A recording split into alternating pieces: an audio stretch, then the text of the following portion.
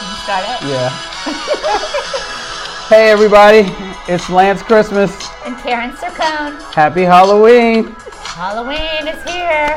So we have our buddy Michael Jackson playing a little Thriller in the background. Yes, we do. So today, Karen and I are kind of at odds. We were trying to figure out what to talk about, what subjects, because we both agree if we do the same thing over and over, it becomes boring. So that's why with Off the Wall, we always talk about anything. So not just real estate topics. I kind of wanted to talk about trick-or-treating tips, which Karen's right. It's boring. Well, everybody's heard trick-or-treating tips. Yeah. Right? Carry a flashlight. Carry a flashlight. Make sure your kid, I don't even know what to say. Like, you tell the tips. So check your candy. Well, for me, it's kind of a bittersweet. All right. I got 6 kids, and I've been trick-or-treating with my kids for 20 years. This is the first year I'm not going to be trick-or-treating. That is kind of sad. You know, so sad. my youngest is 13, and he's what, 6 foot, 200 or something pounds. So last year he had a hard time. So at 12, trick-or-treating. So I do got to tell you this one story. And me and Rochelle were sitting on our stoop passing out candy. Rochelle's my wife. We were obviously, but we were passing out candy. LJ's trick-or-treating with some friends around through the block so we could kind of see him. Well, this one kid walks up to across the street to the house. I'm like, damn, who's that big ass kid trick-or-treating? It was my own kid. I didn't even know who it was. So I was like, I hope he don't come over here thinking he's getting candy. Then I knew you got the king size bars for them. Yeah, so then I knew it was time. That was his last year. So. Well, I always told the kids in my neighborhood that, because they'll show up a little bit later. Mm-hmm. But if I didn't care if you were 16 years old, as long as you were in a costume, mm-hmm. and I don't mean something stupid. I mean, you need to be dressed up. And if you are, and if you're polite, and if you say trick or treat, just like a kid would do, then I'll give you candy. So, I mean, I don't really think there's an age, but I mean, it's fun. I mean, we were talking in the office earlier about how as adults, like I used to give parents shots of Bacardi or whatever, Captain Morgan, whatever, as they were trick-or-treating, because it's a little cold out, a little chilly. Warm you up a bit, get some cider with it. Get a little shot. And you were telling us about some parties and stuff like that, Yeah, it used to be that people would decorate their houses outside, and like the grown-ups would have a little party also, and then the kids would be coming through. And as the grown-ups came with their kids, you could have fun. But I know you had talked about, we're talking about in the Halloween theme of things, do we have to disclose if a house is haunted or not? I mean, do you believe in that stuff? Do people believe in that stuff? Yeah, some people do, some people don't. I mean, lights flicker. I mean, what does that mean? I know, if the lights keep flickering in your house, I mean, maybe it's something, maybe it's an electrical issue. How do you find out? You don't know. So I guess, and I don't know, but if you want to show that your house is haunted, I think you need to keep a log of any activity that happens so that you know. But if you want to sell your house, like, you don't have to. I think some states you probably do have to disclose it. Here in Virginia. Sure.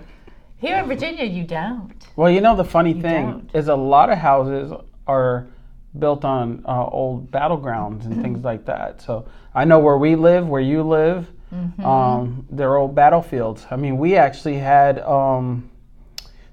someone found when they were building our house, they found a Confederate belt buckle. Really? Yeah. So we actually have. Oh wow, that's neat. It's in a box and all that, but it's an old Confederate belt buckle from one of their, I don't know, you don't call them man bags or whatever, the satchels or whatever it is. So. I think that's really neat. Yeah. You're lucky. See, my husband has last year for Christmas, we gave him a good one because he has a metal detector. Uh-huh. And he keeps, I feel so bad, because he keeps going out and he keeps searching because, we live right near where Stonewall Jackson's arm came off. And they had to have marched across and across our yard. But I think a lot of times once they turn these old farms into neighborhoods, I think they're preserved, like the battlefield, what's it called? The people, Not the Preservation Society, but I know who you're talking about. Yeah. They sent me a nasty gram for putting my real estate signs on their property. Oh. It's like $1,000 fine. Really? Yeah, I put a for sale sign with an arrow pointing to a house that I had for sale close to the battlefield. They called me and told me I had to remove it or I'd get fined $1,000. Oh. Wow, just one of those little signs with an arrow? Yeah. Like a directional sign. You cannot put anything on. It's considered a government property or state government. It's protected lands and all that. Wow. So. Surprise, surprise. Yeah. Anyway. Yeah. And I know that they search the property thoroughly before it gets, turned over to any kind of a developer or anything like that. So I keep telling my husband that's why there's nothing in our yard, but he keeps looking just in case. Just but tell they him found to a belt buckle in yours. Just tell him to go on like a just sneak up on there and you in can't the middle of the go night. in theirs. Tell him to get in the middle of the night, put his ghillie suit on. And That's illegal, by the way. Steve, do it. You can't go on the battlefield property and search. So anyway, my boring topic, I'm just going to give you a couple little quick tips. If you have small kids and your little ghosts and goblins are out there trick-or-treating, first thing is you want to make sure that their costume fits. I'm guilty of the hand-me-down costumes. Yeah. Being 6 kids, I think every one of my kids was a Shrek. Every one of them was a Ninja Turtle. Every one of them was a Power Ranger. That's so funny. So you want to make sure you want to make sure they fit because as they're walking, you don't want them tripping and things like that. That was me as the ghost that year that I brought yeah, up when 2 you weeks. fell in the ground. Yeah, because my ghost outfit was too long and I stepped on it and I fell. So. Also, because I borrow all of my kids' costumes. So do you ever dress up for costume parties? I do. The last time I dressed up, I was Spider-Man. And somebody said, that's the biggest ass Spider-Man I ever saw, and I haven't dressed up since. So, but I still have the costume. I used to wear my son's Batman outfit, but my son was like in 4th grade. It was so small, but it was awesome. Wow. It would work so great. The other thing probably is dark costumes. I like to try to avoid dark costumes because you are trick-or-treating at night, and we all know the rules about going to lit up houses and stuff like that, but be careful, especially like a Deadpool costume this year I think is one of the popular ones. They're red and black. So just put some reflectors on or carry a glow stick or Black Panther. Black Panther, yep. Dark. That's real dark. Yeah. So maybe you got Make your necklace glow. A reflectable Wakanda. Yeah, there you go. So. But that's true though, because people are driving through these neighborhoods, so you've got to make sure that you can be seen. I mean, we've got people that'll bring like pickup trucks and just go slowly with the kids in the back through the neighborhood. So that was us in a minivan. Yeah. We had the minivan with both doors open on the sides. We drive and they hop out like the 18. That's so funny. That's perfect. Yeah. Because with larger yards, I miss those days. I know. It was fun. Now they're all older. Yours are older, so now it's time to have some adult Halloween parties. So.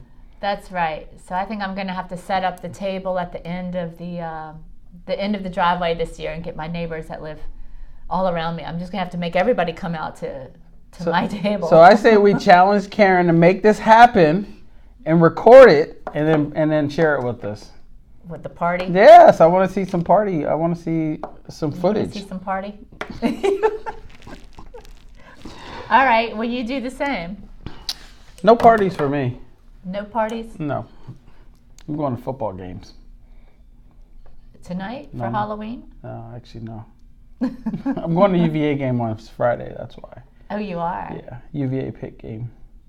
Oh, really? That's great. That's going to be so much fun. It's my party. I tell you what, well, I grew up a UVA fan, so their last game was pretty darn good, if you ask me. They beat UNC. Right. It's the first time in so long at home. Holy cow. Yeah. So my parties nowadays are tailgates. Yeah.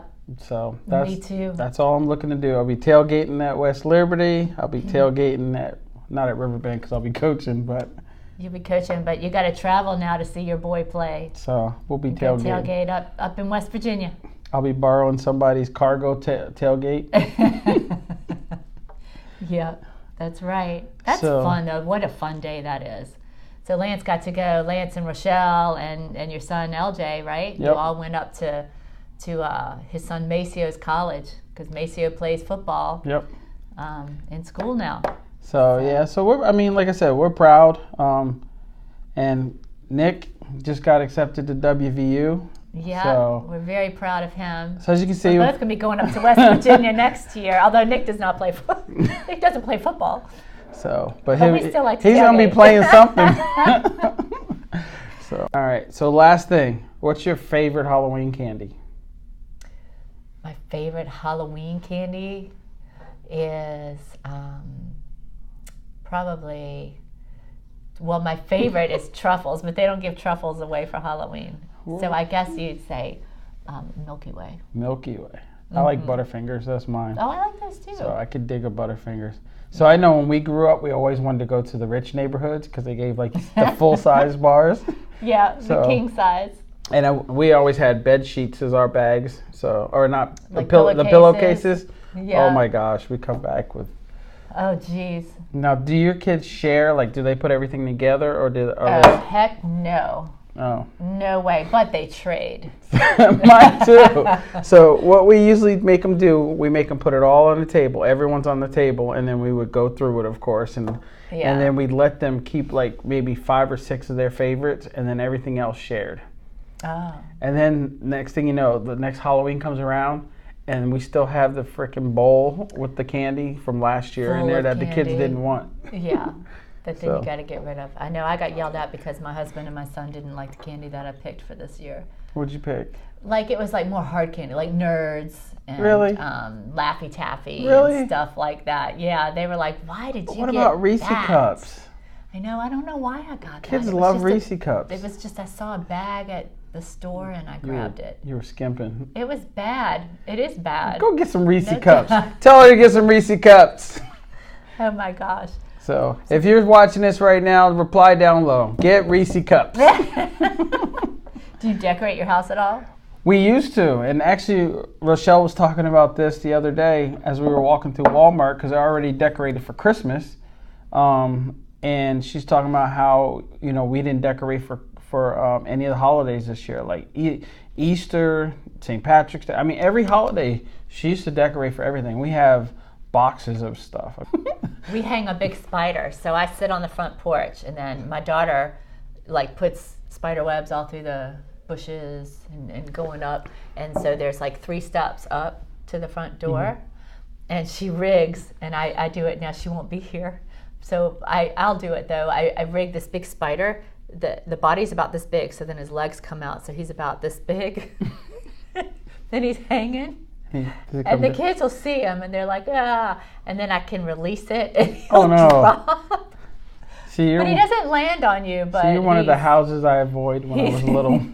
And then she has a model, for clothes that you can, build clothes, sew clothes and stuff. It's like one of those big models. Oh, like a mannequin? Yeah, that's the word. So we'll put a nasty mask on it, and then a cloak around it. And we'll light up his eyes inside.